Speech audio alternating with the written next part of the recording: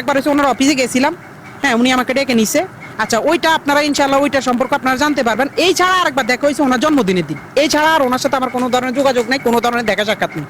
কিন্তু আজকে আমি নিউজ ফিডে ঢুকতে পারতেছি না, আমার পরিবারের উপরে চাপ আসতেছে, আমার উপরে বিভিন্ন ধরনের চাপ আসতেছে যে আমি নাকি তহিদ আফ্রিদিকে ধরাই দিছি পুলিশের কাছে, এবং উনি নাকি নোয়াখালীতে আমার বাড়িতে গেছে। ভাই আমি নিজে তো জানি না আমার বাড়িতে উনি গেছে। আর এটা যদি আপনারা প্রমাণ করতে পারেন যে উনি আমার নোয়াখালীতে আমার বাড়িতে গেছে বা আমি ওনাকে ধরাই দিছি, তাহলে আপনারা যেই শাস্তি দিবেন আমি ওই শাস্তি মাথা পেতে নিব। আর আরেকটা ছোট্ট বিষয় হচ্ছে, আমার বলতেই হবে, আমাদের তহিদ আফ্রিদি টিম মেম্বার তো আমি একা ছিলাম না। আপনারা সবাই আমাকে নিয়ে পড়ে আছেন কেন ভাই? আমাদের টিম মেম্বার তো আমি একা ছিলাম না, আরো 10 জন 15 জন আছে, তাদের নিয়ে কথা বলেন না কেন? সারাক্ষণ আমার নিয়ে পড়ে আছেন কেন? আমি তো এটা বুঝতেছি না। আর আপনারা যারা আমার বলতেছেন যে আমি তারা ধরাই দিছি, ভাই ওনার আব্বারে মেবি ধরছে রবিবারে। তো প্রথম থেকে আমি আজকে ওনাকে ধরা পর্যন্ত আজকে প্রায় মেবি 1 সপ্তাহ হয়েছে। এই 1 সপ্তাহ আমি সিআইডির আন্ডারে ছিলাম। আমার মোবাইল, আমি নিজে কোথায় যাই, কখন কি করি না করি, সব কিছু আমার সিআইডির আন্ডারে। ইভেন আমি সবচেয়ে বেশি ফেস করতে হয়েছে, এগুলা ইয়া। তো আমার যেমন কি হয়েছে আমি তো আপনাদেরকে বলি, ওনারা আব্বারা যেদিন ধরে নিছে ওই দিন সকাল 12টা কি 1টার দিকে আমাকে বসুন্ধরা থেকে সিআইডি অফিসাররা ধরে। বসুন্ধরা থেকে আমি আর আমার এক বড় ভাই গেছিলাম গাড়ি কিনতে, ওইখান থেকে আমাদেরকে ধরে আমাদের সজল ভাই দোকানে সজল ভাই সহ আমাদেরকে জিজ্ঞাসাবাদ করা হয়েছে, আমার মোবাইল ট্র্যাক করা হয়েছে, আমার মোবাইলে সবকিছু ঘাটাঘাটি হয়েছে এবং সবকিছু দেখছি। ইভেন এরপর প্রতিদিন আমাকে ধরা হয়েছে। তারপরে আমি একজনের ভিডিও দেখছিলাম, আমেরিকান, আমার এক বড় ভাই আছে হিমেল ভাই, তারপর ইলিয়াস ভাই, ওনাদের ভিডিও দেখছিলাম।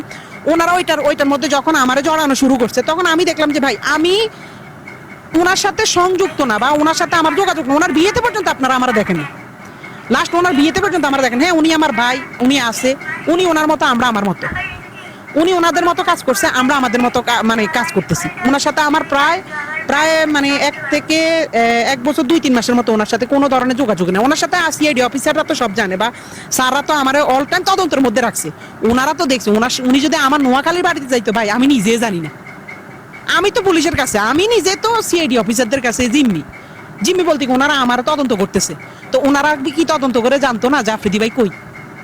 আফ্রিদি ভাই কি নোয়াখালী গেছে না কোন জায়গায় গেছে? ভাই আমরা যদি জানতাম তাহলে তো আর আমরা সিআইডি অফিসারের কাছে থাকতাম না। আমগরে তো উনি তো ধরায় খেয়ে যেত, ওনারা ধরতে এত টাইম লাগছে কেন? তো ওনার সম্পর্কে, এইসব সম্পর্কে আমাদের কোনো ধারণা ছিল, কিন্তু আমরা পুলিশের ইয়াতে ছিলাম। তো পুলিশ দেখছে আমাদের সাথে ওনার সাথে কোনো ধরনের কানেক্টিং নাই, ওনার সাথে কোনো ধরনের কথাবার্তা নাই। কিন্তু বিভিন্ন নিউজ চ্যানেলেরা লম্বা লেকচার পিটতেছে, লম্বা কথা বলতেছে যে তহিদ আফ্রিদির চামচা, তহিদ আফ্রিদিকে ধরাই দিছে, সে একটা বিশ্বাসঘাতক, সে একটা এটা সেটা। ভাই এসব মিথ্যা বানোয়াট আপনি যে আমার মুখ থেকে শুনছেন, আমার থেকে জানছেন, না জেনে না শুনে আপনি কেন এসব মিথ্যা বানোয়াট কথা বলতেছেন? এসব মিথ্যা নিউজ কেন ছড়াইতেছেন? উনি কি করছে ওনারটা আইন আদালতে বুঝবে। আমি যদি কোনো দোষ করে থাকি আমারটাও আইন আদালতে বুঝবে। ওনার দোষ আমার উপরে কেন চাপাইতেছেন? আমার টিমে তো আমি একা ছিলাম না, আমার টিমে আরো 10 জন ছিল। ওদেরকে নিয়ে কথা বলতেছেন না, শুধু আমাকে নিয়ে কেন পড়ে আছেন? আমি কি বলেন? আমি কি একটা ফুটবল যে আমার পাইছেন? হ্যাঁ আমি ফুটবল বুঝছি, আমার পাইছেন শুধু লাথি দিবেন এটা হলে তো হবে না ভাই। আপনি আপনার বিবেককে প্রশ্ন করেন।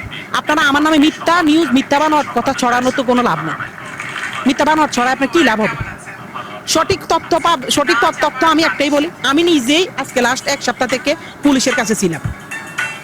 ইভেন আমি যখন দেখছি যে আমার বিষয়টা বেশি হয়, তখন আমি ইলিয়াস হোসেন ভাইয়ের সাথে কথা বলছি এবং হিমেল ভাইয়ের সাথে কথা